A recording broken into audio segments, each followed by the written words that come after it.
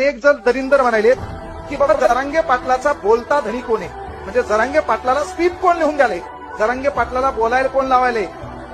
तर लक्षात घे बाब्या, जरांगे पाटलाला बोलायला कोण लावायले, जरांगे पाटलाला बोलायला कोण लावायले कळलं का.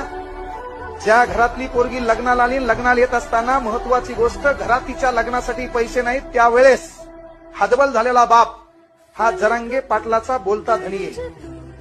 कळलं का. मार्क जास्त पडले पण तो नोकरी लागला नाही आणि त्या पोराचे अनेक प्रश्न निर्माण झाले.